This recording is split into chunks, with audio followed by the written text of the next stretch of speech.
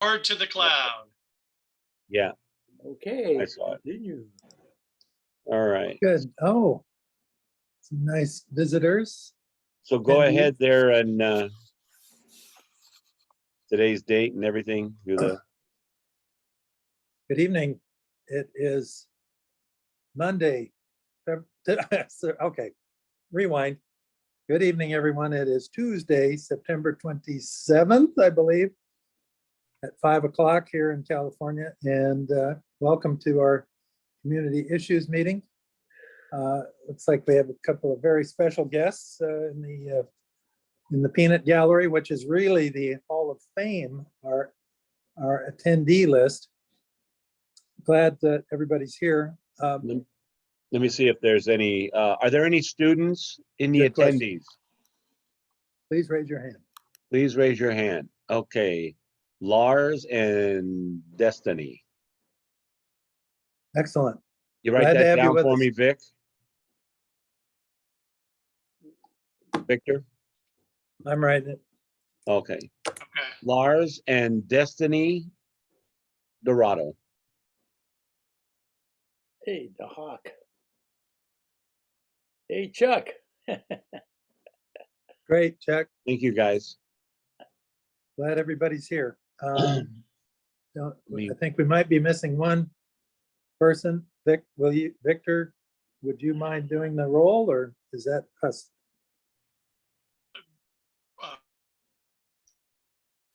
I have to get my list.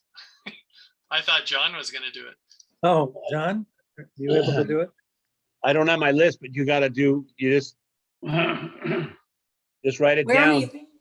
Look, you can look at the people and call them up. Well, I mean, you I just know call it. who's on the team, yeah. So, okay. Cynthia, And here, David, There. Victor, Here, but I don't think Cynthia is official yet. no, we're She's gonna not, vote on but her today. We'll make it. Technically, you're right, but Yeah. she's here. That's good. Dan, Here, Chuck, Yes. good. John DeMiglio is the only one missing. He is not an attendees. I Yeah, believe we have a quorum, which is what really counts. So thank And you, that's what- everybody. we're gonna need that today. Yeah, ooh, yes. For the very important first agenda item. But prior Let to me bring it up. the beginning the agenda, we have our moment of public comment for non-agenda items. The non-agenda item that I just noticed, which is of interest to us, is happened about. We'll ask Chuck to mute. All right. Well, when he I gets did it back, for him. thank you. oh, good, Thank you, Vic. thanks. Thank you. Tender mercies. I read with interest in the LA Times just now, although it's been out for about 8 hours, that UCLA has purchased Marymount Palos Verdes University property and the housing over on PV Drive North above the naval facility. So that's, I think it's pretty exciting news. It's logical. I haven't read UCLA, the article. Do you know what they're going to do with it? UCLA, Yeah. they're going to join the Big Ten, I think. No, they don't know what they're going to do. They spent $80 million on the two properties and they're happy to have it. There are all sorts of things they can do with it. The most likely thing is some sort of satellite campus for the UCLA facility, main facility. I think no one sees it as a commuting campus to the main school, but there's a lot of potential interaction and wonderful connections that can be had. And certainly it's a unique campus in itself. The chancellor of UCLA did say that they intended to keep it as close to its current physical setup as possible to save time and money. He wants to get it up and running as part of the university as soon as possible. The good news is, and we've talked about this in the past, that it's adjacent to San Pedro. And in San Pedro, we have Alta C, which was conceived partly by UCLA as a research facility, along with other universities. So it seems like a natural symbiotic relationship. And I hope that it will be a good thing for UCLA and for the community here as well. So that was, excuse me, that was something I noticed and wanted to share with everyone. So if there are any other hands up for comments, you would let us know, that'd be great. Chuck, Oh, go there ahead, are- Chuck. I'm sorry, I'm sitting here ignorantly, starting with Chuck and then David Rivera. Chuck, please go ahead. Unmute, Chuck.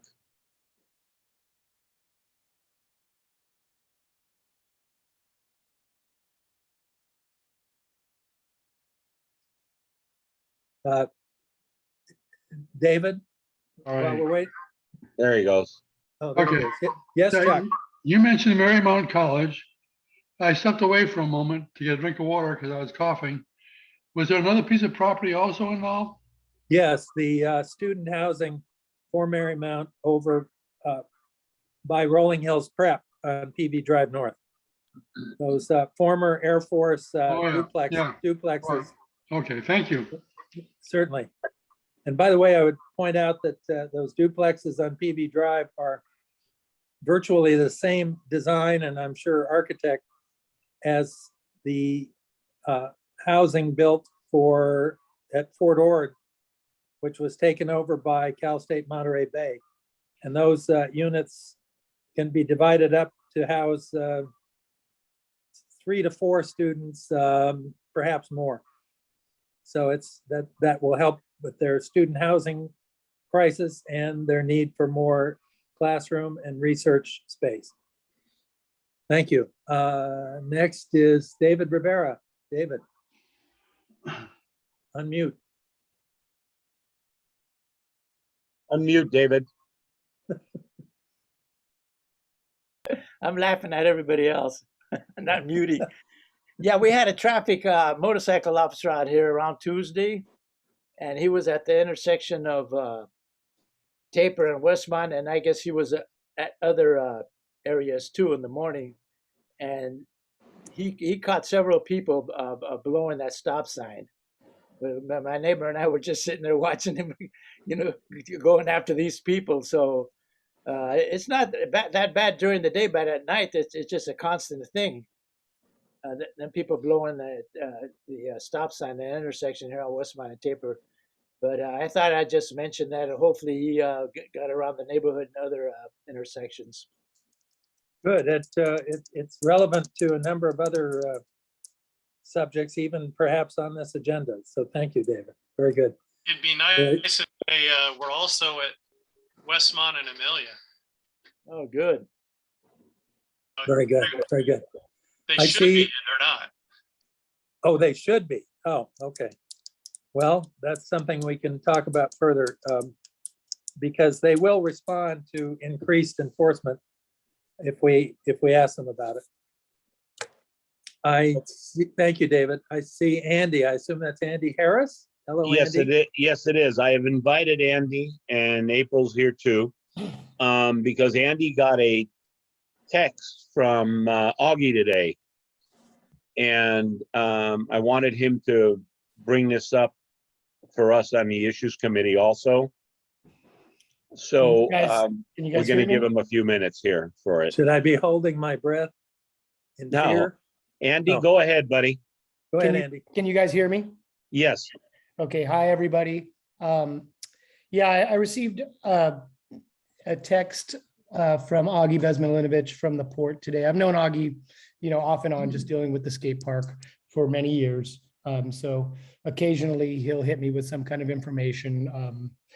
And he wanted me to know about the Zoom meeting tomorrow between all the neighborhood councils, where he apparently will be on the agenda discussing the port's beautification project there at Front Street and Gaffey. The two areas, I guess they're going into phase 2, which is going to start involving that walkway that goes from the walkway across from Target all the way down to where the skateboard park is. And I just wanted to bring attention to this to you guys, because from the communications I've had with the port and with Augie, they are saying that the contractor or the proposed contractor, once they get to starting this project in May, that they're going to want to be able to use the Caltrans parking lot adjacent to the skateboard park and the actual parking lot that we use as parking for the skate park. So they said they're going to want to use this for equipment storage as like a lay down yard while they're doing this year-long or 9-month-long project. And I want to make sure, seeing as we just opened, that we do not lose access to the parking lot and that we do not lose access to the skateboard park while they're building out this project. I'm actually for the project 100%. I feel like adding that green belt back there under the freeway, that'll clean the place up a lot. And it kind of seals the skate park in a little bit more as part of the landscape. So not against the project, just want to make sure we have access. Excuse me. And that's about it. Okay. Sorry, absolutely, Andy, absolutely. Andy, did they say when they want to start this? You said in May? Yeah, the talk was that in May would be the beginning date. And I think it was something between like a 9-month duration. I think I'm just trying to remember this. I don't have the information right in front of me. I barely made it to this meeting, to tell you the truth. But again, I just want to make sure we have access. I hope that out of this, I know a lot of the Northwest members were at the grand opening, and I thank you guys for being there. That parking lot is in shambles right now. The asphalt is falling apart. It is in dire need of being, resurfaced. So hopefully with this project, because that walkway is going to actually come right up to the parking lot. Hopefully with this project, they actually fix the parking lot. Well, I can't guarantee it, but my guess is that's not part of their plan. However, it should be. Yeah. And certainly in return for accommodating the construction, that would seem to me not only little enough, but something they should do anyway. There was actual mention of them restriping the lot. So I would think that if they were going to restripe that lot, I mean, there's some serious craters in that parking lot. So I think that they would probably almost definitely have to resurface. It seems like something that should be done when they're done with their construction. Absolutely. So I just wanted to let you guys know, because I'm not 100% sure I'm going to be able to attend that meeting tomorrow, that Zoom meeting. I wanted to let the Northwest know that our concerns. So maybe you guys can advocate for us if we can't make it to that meeting tomorrow. I will be attending the Joint Planning and Land Use Committee meeting tomorrow. It's the 3 neighborhood councils working together. And although I didn't specifically see that on the agenda, I will certainly mention it in public comment, if nothing else. I got to just see the agenda to know. Yeah, what I see on the agenda is the number 2 on the agenda, because Augie sent it to me, is update on the Front Street, Harbor Boulevard, and North Gaffey Port beautification projects. And it's being presented by Augie Bezmilevich, Porterville. Enough said. I guess I saw Augie's name and just didn't read it, but no, he's a great guy.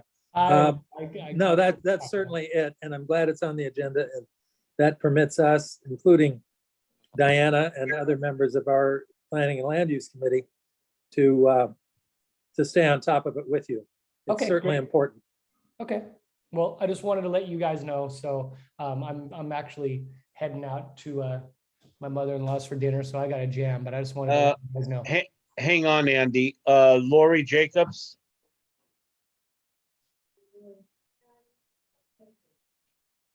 Lori, Thanks. I was waiting to be unmuted. Thank you, Andy. I'm attending that planning and land use meeting because I'm speaking on a community impact statement. So I will see what I can find out, and I'm just sending a message over to Ray Regalado to let him to give him a heads up too. So thank you. Yeah, you're welcome. Thank you. Well, Lori, thank you. I'll see you there. Very good. And I'll see you guys later. Chuck, Thanks, did Andy. you have a question? No. Okay. All right. Thank you, Andy. Thank you for Thanks. the information. We will look into it. And thanks to April for being here as well. Thank you. Thank you, guys. Thanks, April. Very good. Good to know. Some of the items on the agenda tonight are kind of speculative because there are things that have been brought up before, combined with some similar issues that are new. And we're opening doors here to make sure we keep track of things and work with our stakeholders where possible. But that's item 4 because Dan has jumped ahead of himself. The next item, and the first and most important item, is I would like to ask for a motion to add Cynthia Gagne, our colleague and friend, as a member of our issues committee again. Glad she will be back. And do I hear a motion? Motion. So moved. Do I hear a second? Second, Who was the second, please? second. There you go. David. David. Okay, so John Barbera and David Rivera. The Barbera Rivera double play. Thank you. Where's Hannah? We can make a cartoon, Dave. Are there any comments or questions? Seeing no hands up, at least that I can see, I'd like to ask that we take a vote. Okay. Victor, would you do that for us? Okay. Dan Dixon, Aye. John Barbera, Aye. Chuck Hart, Yes. David Rivera, Aye. and Vic Christensen, aye. So it is unanimous at 5. Thank you, Cynthia. And I think you will make us now 7 on the committee. So that's great. That's correct. Happy to have you back. Now that you've hung out with that port crowd, glad to have you back with the neighbor folks. It's wonderful. So good that you're here. And now on to item 4. We had a comment from a stakeholder in the Miraflores Canyon residential area, a couple of them actually, very concerned about truck parking on Miraflores. This would be west of Gaffey, just adjacent to the animal shelter and businesses behind the Arco station going up the street there. And the problem area seems to be from Gaffey itself all the way up to Cabrillo Avenue, which some of you may recall is where they're going to build the new self-storage unit at the corner of Cabrillo and Miraflores.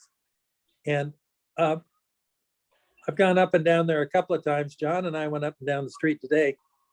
We did not see a specific problem of trucks blocking the street, but we were there a little later than rush hour and later than early trucks might have come in unloading things.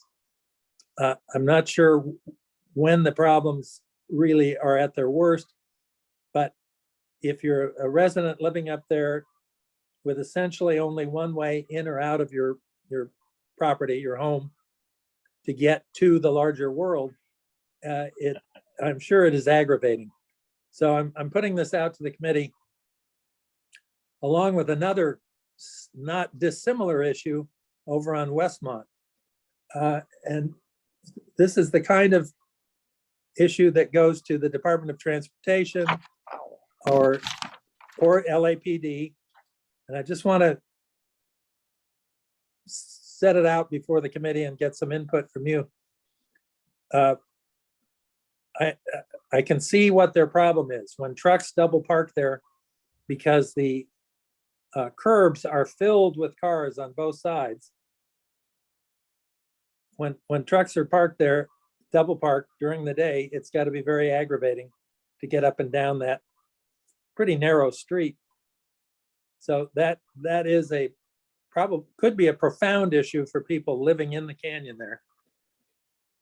The only other access out is that what I would call a bootleg alley from from the bottom of Miraflores Canyon across over to Channel Street, which is got a couple of not very well marked turns. It's not an easy way to get in and out of that canyon. It is an emergency exit at best. So these folks do have an issue when it comes to big trucks parking and blocking the street. I would think that we'll ask a couple of the people who've expressed concerns to come to our next meeting and talk about it. In the meantime, John, maybe you and I can keep a little better look on it at different hours and see what they're talking about. Yeah, I've maybe seen we can go tonight around 11:30, midnight. Yes, or 2 a.m. Why not? Yeah, that may be required because I'm not certain when it's happening. But with the committee's permission, we'll contact a couple of the stakeholders who have brought this up, and we'll look at it and talk to LAPD and DOT about what the least difficult solution or aid might be in making it better. Meanwhile, over on Westmont Drive, across the street from the Home Depot, there has been an issue. It's been a fairly modest issue for several years of hauling trucks and subcontractor type hauling trucks parking there, waiting for people to come hire them to clear trash or haul stuff around or whatever. Dan, It's an informal site, but it did not seem to be too big an issue for quite a while. Although our colleague John DeMeglio has talked about it for a long time. It was not a big enough issue for DOT to get excited about. Let's put it that way. However, again, traveling by there recently, including today, there are at least 10 large hauling trucks parked at the side of the road. It's separated only by the bike path from the main street. And as John will testify, when we drove by there today, it was not terribly safe, especially if you're somebody there waiting for work and sitting in a deck chair outside your truck. It's just not a very safe setup. And now that there are many more trucks than there used to be parked there, it really is unsightly and it is a potential hazard. So again, I would like to talk to Mr. DeMeglio and some of his neighbors. And I know that they can get together a petition if that's what necessary, asking for relief.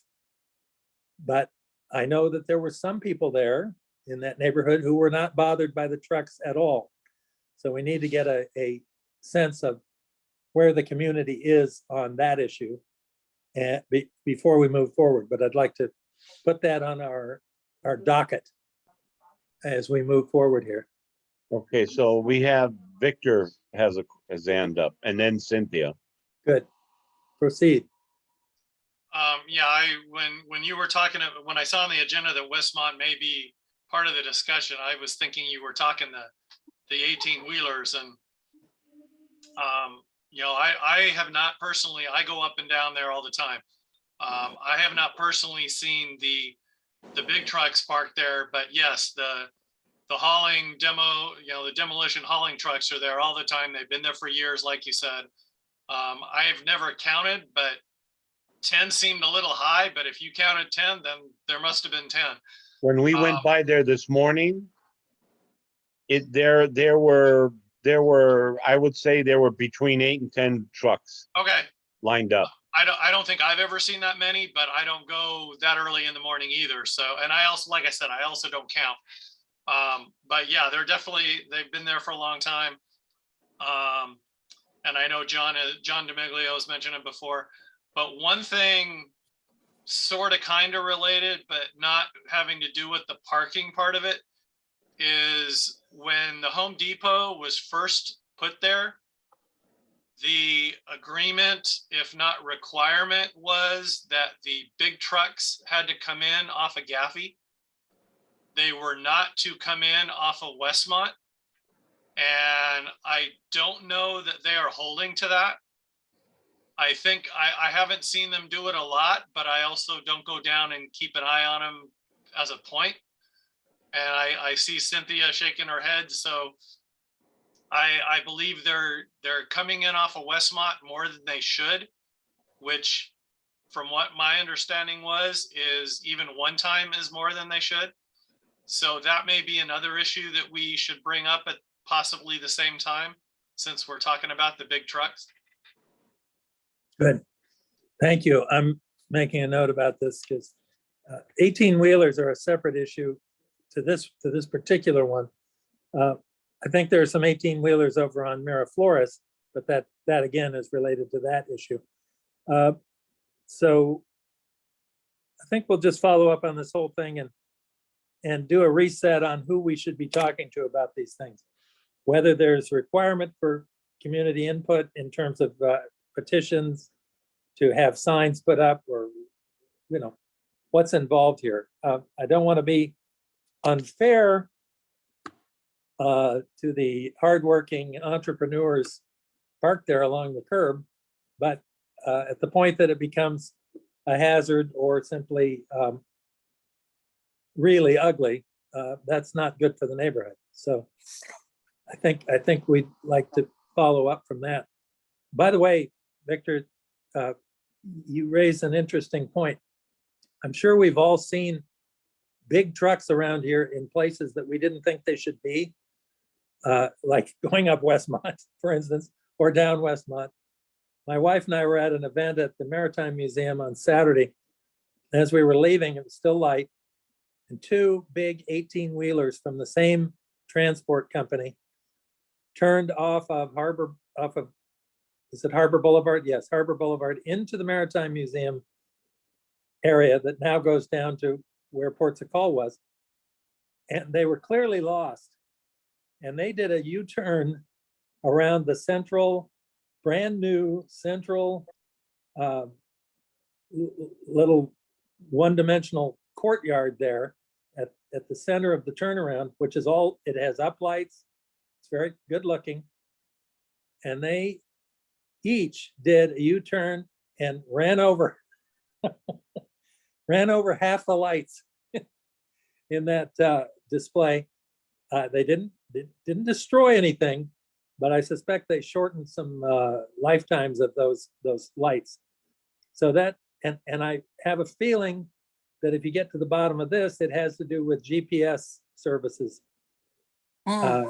ways, and you know, getting around more easily in difficult neighborhoods and that kind of thing.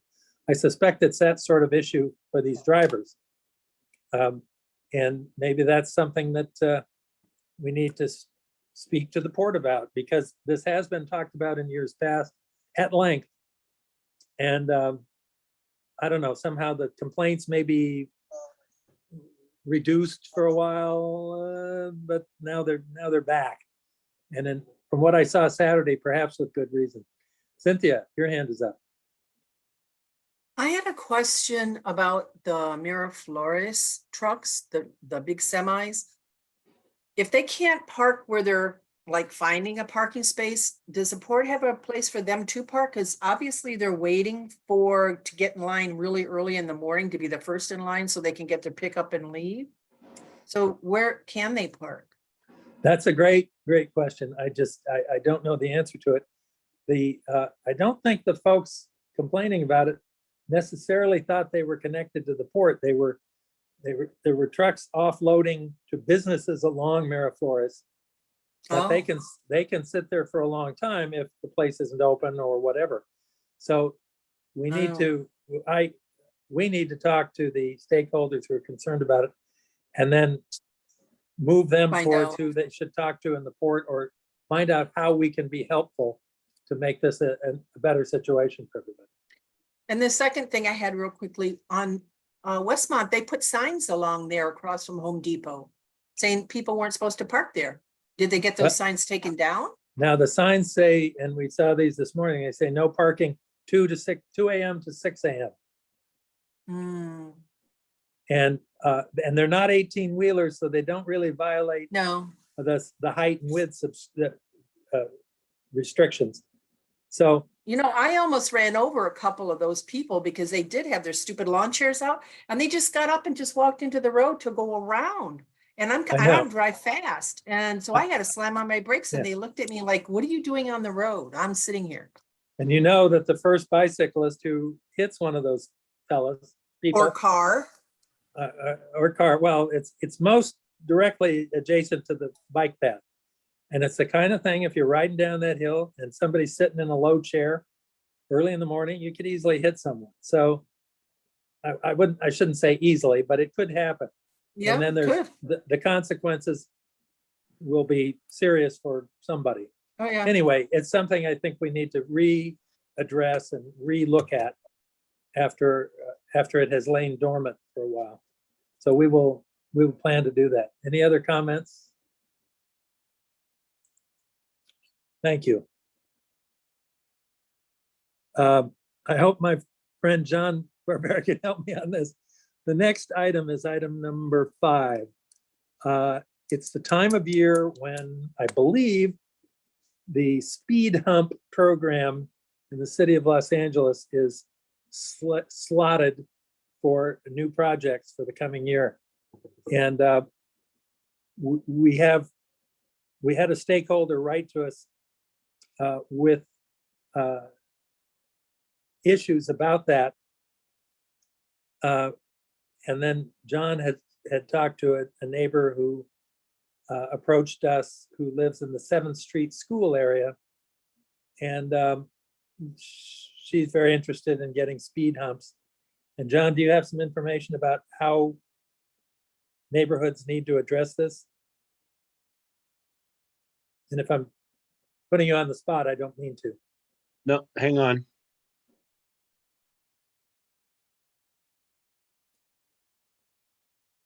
Or are you putting something up on the screen? Ooh. I'd like to. Well, whether he is yet to be seen. That's right. Right.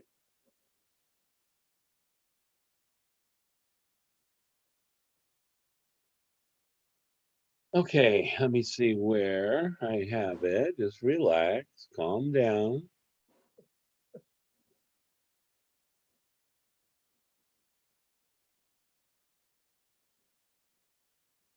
So this is where you're going to go to. And Good, John. there is a spot that there is a flyer, and it has this where to go.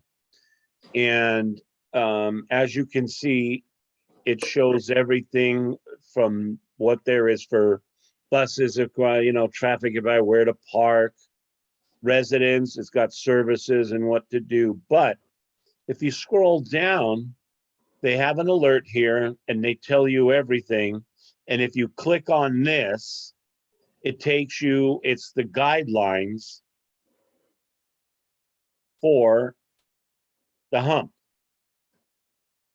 And, you know, you got to read through them, and it tells everything what you could do, what do you got to have, how you got to be, are you, you know, the length of the street, you know, it's everything. And then, you know, there's also a form, which of course I haven't seen yet. That's one of the ones that I was trying to find. This is the fact sheet, the purpose, you know, residential speed humps, yeah. you know, gives all the details and how they do it. This is the hump. You got two types. You got a speed bump, which is just a quick little 5-6 inch bump, or you've got the hump, which is kind of like a on ramp, and then down it goes. And this right here takes you back to this, which is the request. So, So there's the application with Well, documents and a video. you click the documents and it brings you to this fact sheet and citywide program evaluation. It's the two guidelines. It doesn't give you, we're back to the guidelines and the fact sheet. So Okay, it doesn't show anything where, and that's where I've been looking for, you know, to get information. well, I believe the stakeholder that we talked to has found the form and is actually prepared to work on it. Okay, So that's all I know. But the point is, here is it's something that the city does on an annual basis, on a limited basis. I'm sure some people, maybe including some of us, would like them to do more of it. But from what I've seen and felt, a speed hump is a commitment by a neighborhood that has the salubrious effect of slowing traffic down, but makes it a little more difficult for you to get through your own neighborhood. So there are trade-offs. And I believe an important component of this in the decision-making process is participation by more than one stakeholder, by a number of neighbors on a street. And I'm pretty sure that a very strong suggestion, if not a requirement, is to submit a list of signatures of people who approve of the idea of adding speed humps in their street. So, John, thank you for digging this out. This can certainly go back to the stakeholders who've asked about it. And this is a good case where the city does these things. It may not be the way you want it to be done, but the program exists and you want to try to get in early if you can. So now, John, we can give information to people about where to go, where to look, and what to do, and let them work on it. If there's something we can do beyond that, that's fine. Yeah. But this is a good case of neighborhood councils providing information to stakeholders, and then stakeholders being able to use that information to improve their neighborhood. I will send the information to That lady? you guys on the board here. Oh, good. Committee. I'll send it via email to everybody. Victor, go ahead. As an example of this sort of thing, a few years ago, I think it was in around 2019, Yes, you're correct. the neighborhood by the Science Center on Berrywood and Sandwood, I assume it was both because it changes names in the middle. I think this is the process they went through. And if you go there now between Westmont and Taper, along Berrywood and Sandwood, you'll see the humps that got put in. And as I recall, I don't know who initiated it, so I don't know who to go ask. But as I recall, there was an online, once things got started, part of this petition type process that Dan mentioned, you could go online and there was a place to fill in. I don't remember right now if it was like a survey or if it was just signing, putting in your name as if it was a petition. But they had to, you're right, they had to get a certain number or percentage. I'm not sure what the metric actually was of people that said, yes, we want them. And then it seems to me it took a year or two to actually get them put in. Yes, But there is a process once you start the application where yes, you have to get a certain number of people to say yes, and then Right. they'll do it. But it worked down there, and I don't know, it worked to get them put in, but I think around the time they got put in was also around the time that COVID hit. And I don't know how much good it has actually done to, slow traffic down or to keep it from going that direction as people are trying to go up and down Westmont to Taper. But, we'd have to ask people around there to see how much good it actually did. thank you. Part of the situation was, it was a gentleman named Daniel Lothar who takes us to task frequently and sometimes correctly, perhaps. He was most concerned about it. And I will say that that neighborhood turned out to be a special case because of the increase in traffic due to the opening of Mary Star and cars going in and out through the bottom gate there and using Sandwood, Berrywood as a ways option to get to the campus, avoiding the corner of Westmont and Taper. So there was that factor. I will also say, and this is, I don't know what if effect, if any, it had on it, but Matthew DeMeglio and I both submitted applications on behalf of that neighborhood because we didn't know what their status was at the time. We were unable, since we didn't live there, we were unable to gather signatures. But I like to think that a number of applications having been submitted might have gotten somebody's attention in DOT somewhere. But the neighborhood itself, in the end, I believe got the signatures required. And yes, it took a year or two, but they did get it. You think Right, of the city, you think of the city taking 30 years to do things. Well, it And didn't it's take not- that long. It's not only because of that Mary Stargate, because some of them were coming up all the way up Sandwood to Amelia, and then zooming down Amelia to a Westmont, and then turning west on Westmont to go up toward Western. Yes, So Yeah. they were just trying to bypass the long line of traffic turning on Taper. And they were always coming up Dalmatia too, to avoid There the too? traffic on Okay. Westmont. Yeah, a lot fast. it Oh all yeah, seemed to, they zoomed down there. And also while I'm talking, Lori has her hand up too. Yeah, I was just gonna say that. Okay. It's 5:45. Hi, thank you, guys. Good discussion. So as I'm looking at myself as far as outreach, so I heard a couple of really good things. If there was a way that somebody could get a survey on where these have been added in the last 5 years or so and find out, from the neighbors, what they like about it, what they don't like about it. We certainly, as outreach, should put this out there to the community so they know what the steps are if they are interested in this. I know that at one point we were trying to get one on Myler coming down from Channel because people speed down there. And then, of course, there's always the people that object to anything, but they objected. They thought that the skateboarders were going to use these as ramps to jump. So there's always pluses and minuses. I Yes. look at as, we need to slow people down. People don't like stop signs because they don't want to be slowed down, and they won't like these for the same reason.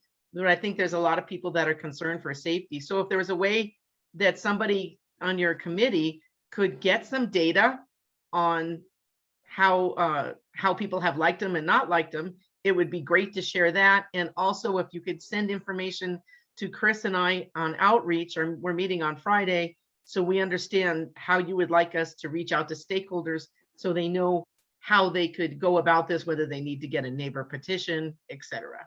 Well, thank you, Lori. This is I'm not sure what we'd have by Friday. We can, this is something we need to revisit and check out the process. Sounds like a great project for outreach to me, but Oh, no, it's on your agenda, Dan. well, remember, Lori, we're as much a clearinghouse as an action. No, no, no. Anyway, I'm just anyway, looking- And actually coming down Myler, when I'm at Gatun, I'm at the stop sign on Gatun and Myler. You go to make a left turn, you gotta watch because they'll make a right turn right off of Capitol. It's pretty sharp and the car is right there.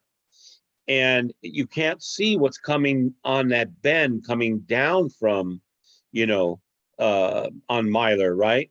Yeah. So whoever leaves that, the stop sign on Battery or the next one, as it comes down, they're coming down. You go to make a turn, like I'll give you a good example today. My wife and I were just going to make the left turn and we'll look to the right and oh my God, I told her stop. I didn't see this little Prius out of nowhere, but it was zoom, just had to been doing 40, 45 miles an hour. And, Yeah. Lori's right. There should be at least a couple of 2-3 speed bumps there to slow these guys down.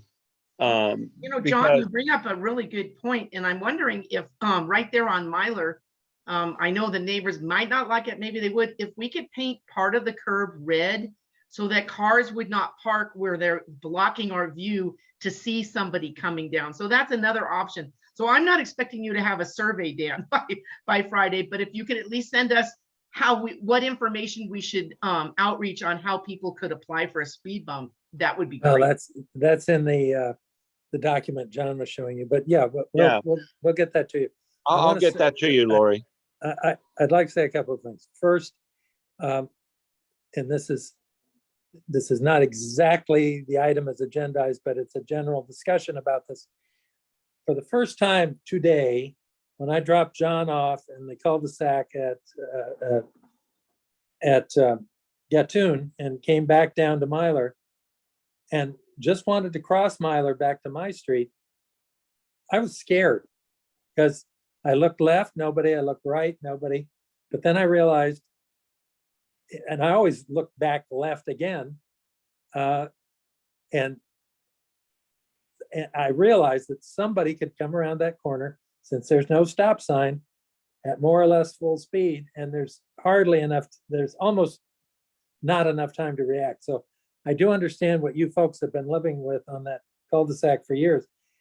You've asked very rightly for speed bumps. That does not fit in the city profile of where they put speed humps. Myler is too steep, number of other issues. And the stop sign out at the main drag out at Capitol, that seems to me to be a natural place to put a stop sign. But the argument is it's too close to the stop sign at Berrywood. Well, the retort to that is check the 2 stop signs going up the hill at Via Sebastian and Brett Place. Yeah. Within a minute, a second and a half of each other, within 150 feet of each other. So I don't understand why that's doable and coming down the hill is not. And as far as getting people to slow down, I think concur with your logic in the neighborhood there, that if people know there's a stop sign, it'll take them a while to get used to it. If they know there's a stop sign at Myler, they'll begin to anticipate it. And I do understand it as a safety feature in the neighborhood there. So I would say that our agenda item here will be expanding for a number of issues, a number of reasons. And certainly, John, if you would forward that website daily to Lori. Yep. That would be very helpful. Okay. And so let's continue this. As people spot dangerous situations, let's try to confront them a little more vigorously than we have in the past. Nobody Right. likes new stop signs until you need one. And then boy, glad we have it. So, and same with speed humps. By the way, I would say the difference between a speed hump and a speed bump is a speed bump will take the bottom out of the car. The speed hump allows you to continue without slowing down at all if you go at a reasonable speed. And that's the difference. So in any event, let's follow up on some of this stuff, John, and Lori will get what we can to you for your meeting. Victor? Another place that has the humps now, but didn't years ago, is Bloomwood. If you come down Toscanini, make a right on Mount Shasta, and it curves around going down the hill of Bloomwood. They Yes. managed to get some, and granted, this is RPV, but it's close. They managed to get both humps and some stop signs, which for me personally, as a bike rider, really annoyed me because I used to ride down there at full speed, safely. Not, I was looking for cars and stuff. I wasn't just doing it blatantly and recklessly, but I loved riding down that hill, and now I can't do it. But they have them, so that's another place to possibly check and see how they went about getting them. Good, yes, good. And you're right, it is RPV. RPV seems to be a different animal, so to speak, as far as city governments go. Well, they put So- those humps in there and the stop signs, because my aunt lives right there, right before you make the curve on the Mount Shasta. You just drive straight up into her driveway. Those humps had stopped a lot of the cars that were going around the turn and barreling down that, it was nobody was stopping. There's a lot of kids there. Right, I You know, understand that. Yeah. That's true. So they But put they- 3 of them in. They put 3 of those humps in. Well, the humps go way down the hill. Yeah. And what the difference between that and Myler is, I don't quite see, except Myler is actually a bit steeper and shorter than Mount Shasta there. So let's follow up and see what we can find out about some of this stuff. So we'll leave that agenda item open, discussed but open. Item number 6 is really more related to planning and land use, but I put it on here because on the weekend, I heard that the governor had signed legislation, pushed through the legislature, that effectively eliminates parking requirements for residential developments within specified distances from transit hubs. And I said here, this is our neighborhood council's first committee meeting since the signing of the new law. It's certainly within the purview of planning and land use, but it's a potentially major change in dealing with or failing to deal with neighborhood traffic and parking. Our residential nature here in Northwest San Pedro speaks to us in terms of having reasonable parking for vehicles, both on street and off street.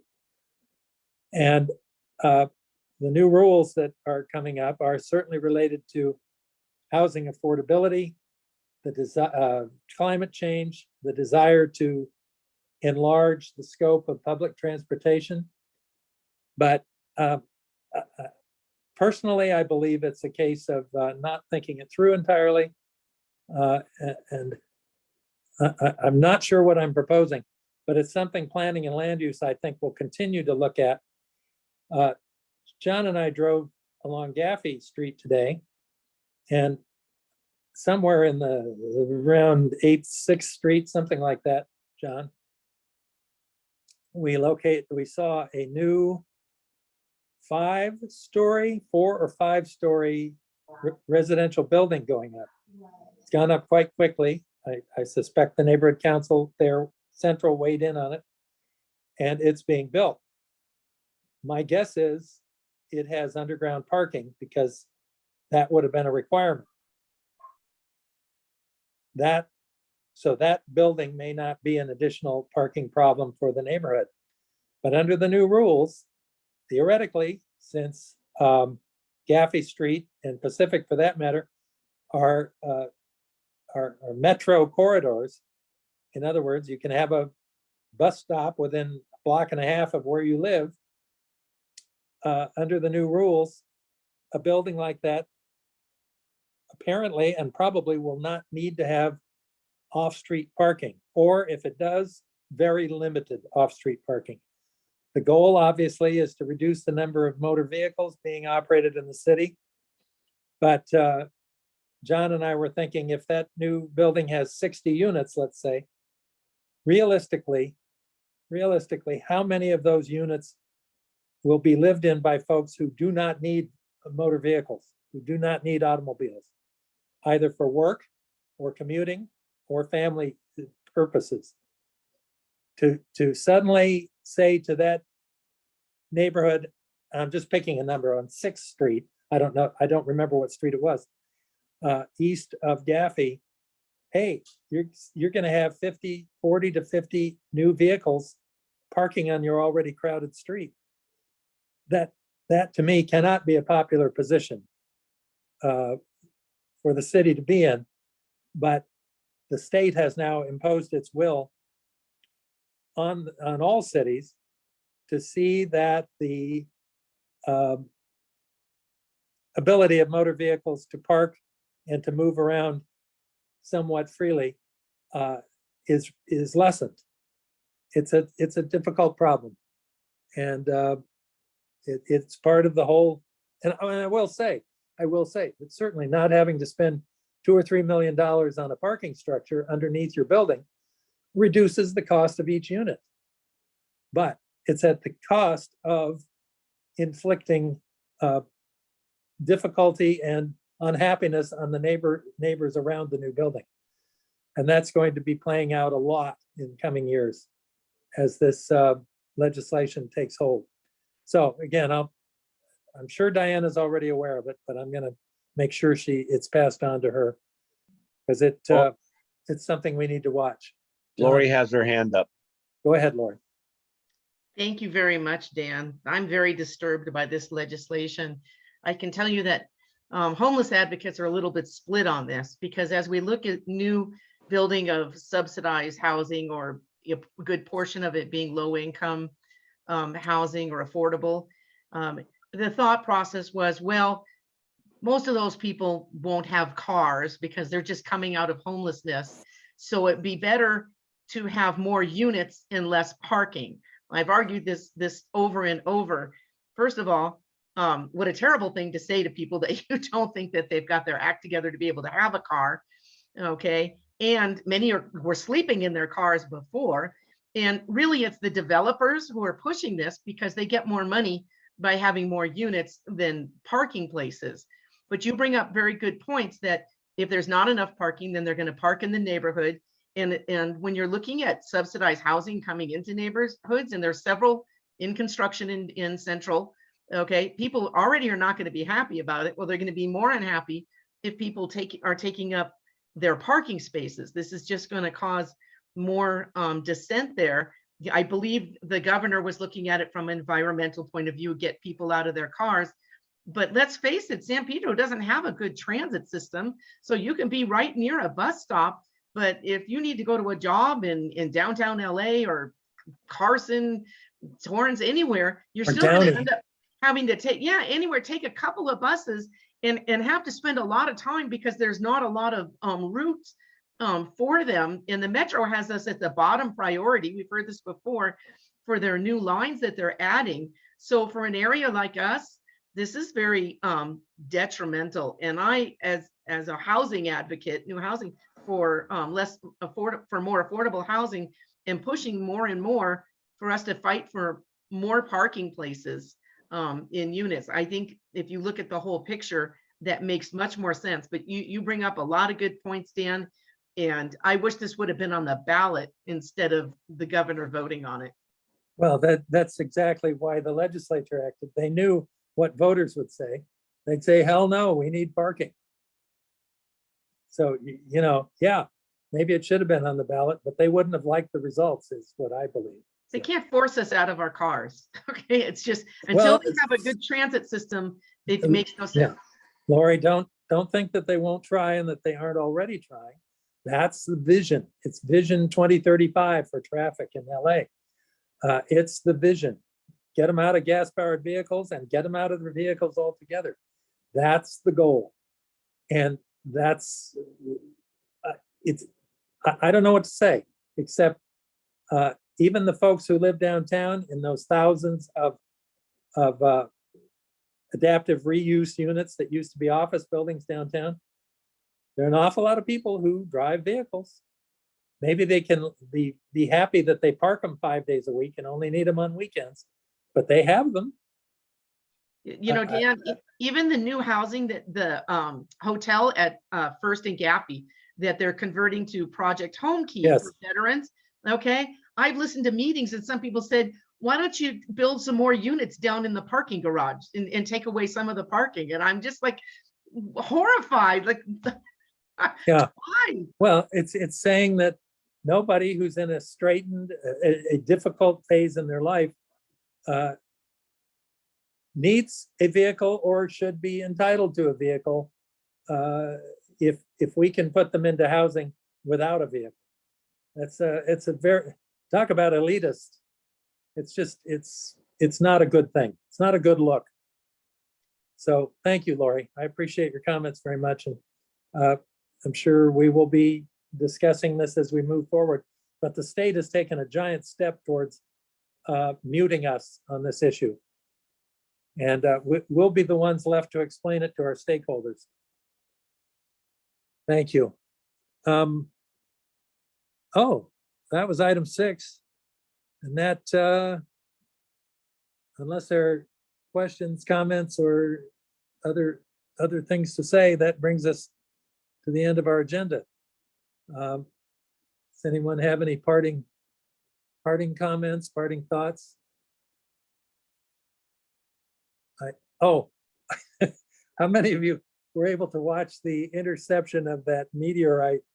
Is it a meteorite or out in space that the It Elon was Musk? neat. They Asteroid. kept saying Yes, it might not go, we might miss it. They were convinced it could miss it so easily. And then when it hit, they were all giddy. It was so Yeah, they funny. were jumping up and down, and as somebody I heard on the radio say, boy, the last couple of frames of the picture before it hit looked like Were so somebody clear. looking down on my backyard.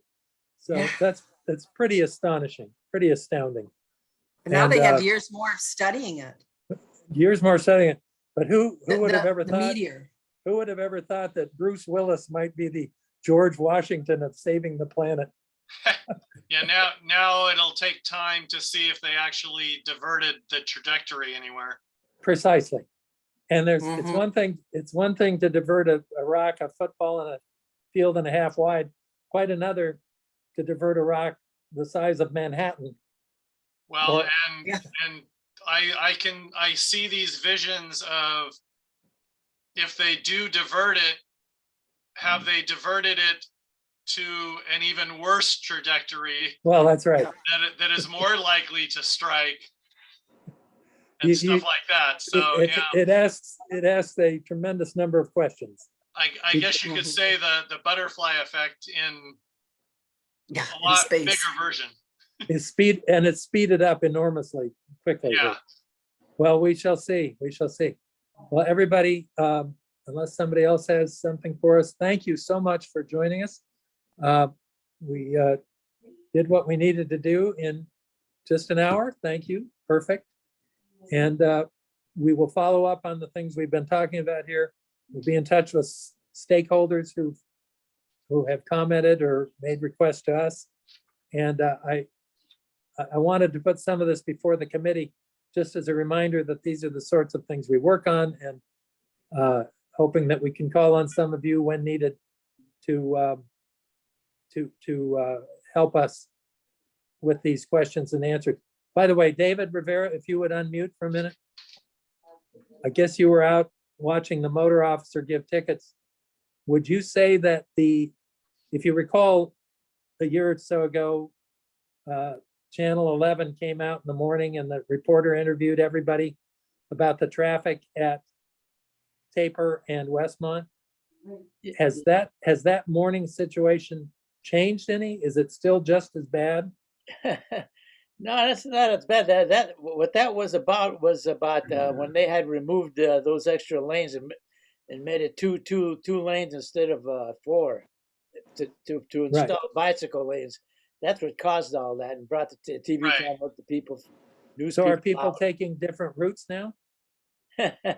Well, think so. yeah, they're going up.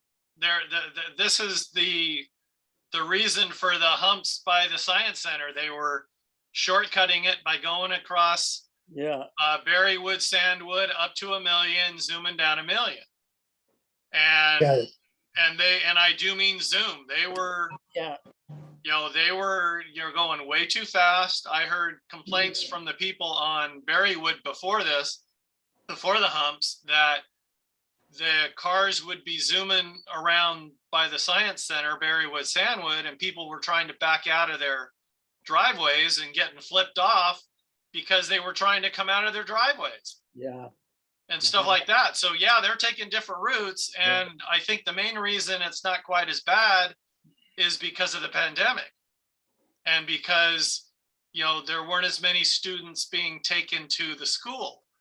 Once that really picks up again, and I think it already has to a point, it's probably going to get just as bad, except the only thing that might reduce that is the fact that LAUSD enrollment has dropped for whatever reasons, Yeah. and there aren't as many going back to the campus. So as with, that taper, so but as with, yeah, but it's pretty much still the same. In my opinion, it's reduced only because of the pandemic, I see. but that's it. David, did you have your hand up still? Yeah, I just wanted to mention about that debacle when they removed those 2 lanes on Westmont and installed bicycle lanes. A lot of people started going using Capitol, and that traffic increased on Capitol to get Well, to Western. it gets pretty busy there on Capitol sometimes. Yes, you're right. You're right. Or they Hey. use the bicycle lanes. They drive on the bicycle lane. Well, if we start riding our bicycles, it'll all be solved. Hey, Yeah, I want to reach out to Destiny and Lars, our students who I believe are still with us. What do they need to do to get credit for this, for joining us for this hour? Is that Victor or Lori or who? Well, No, I we think, have, there's a teacher who we'll send their names out. Okay, right. Um, Send the names to Melanie, Yeah, Right. and then she will get the names to the teacher. She And- is the council point of contact. So all the committees that have students, when they Okay. record their names, send them to Melanie. and John, then did you, she'll contact the teacher. okay, I'm John, gonna ask, did you get Yeah. both names? we have Destiny Dorado. And I need Lars's last name. Lars, if you can hear me, Lars, unmute, and what's your last name?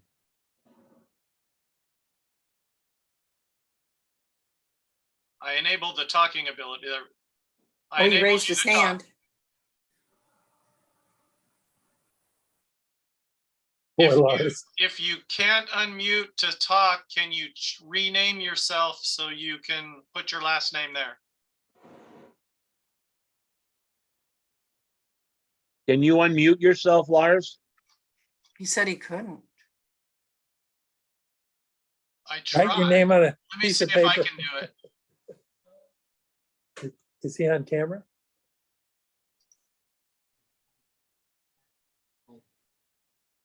No, I can't unmute him myself, but I can do it doesn't look like there's a camera, but I'm not sure. Let me do something. But I can't,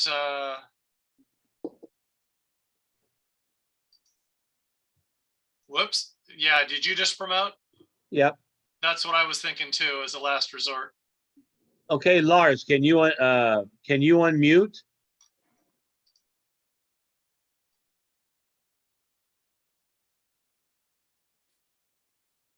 Took me 5 months to figure that one out, John.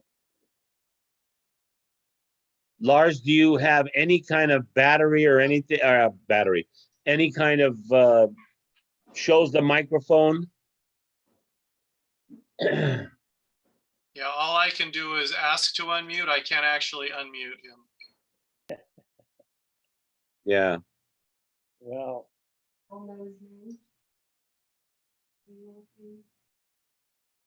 I don't know, but let me try that. Let me see something here. Is Destiny, can you speak to Des- Destiny? Does she know Destiny, Lars? yeah, Destiny, can you speak? Hello, can you hear me? Yeah, Yes, Yes, Yeah. So I know Lars, but I don't know his last name. well, So at least you're a contact to get the information to your teacher. Are you both in the same class? yes, I do see him Oh. tomorrow. So I'll just let my teacher know that Lars was there Thank as you. well. Thank is you. Destiny, is that Aaron Brunke? No. Who's the teacher?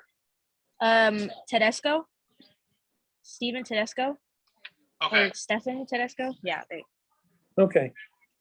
Well, Okay, it's good. thank you. It's good you're in the same class. You can help get Lars credit for this. So good. thank you, Destiny. Okay, Lars, we'll take care of it. Is he still here? Yeah, He, from the looks, he's probably on his cell phone doing it. Okay. that's what I was thinking. Well, good job, everybody. Thank you. hey, Well, same bat channel, same bat time. That's right. October 25th. Yeah, October Destiny, 20. that's our very current cultural reference. Same bat channel, same bat. Oh, hang Thanks, on one second. guys. Hang on one second. Just a Oh, moment.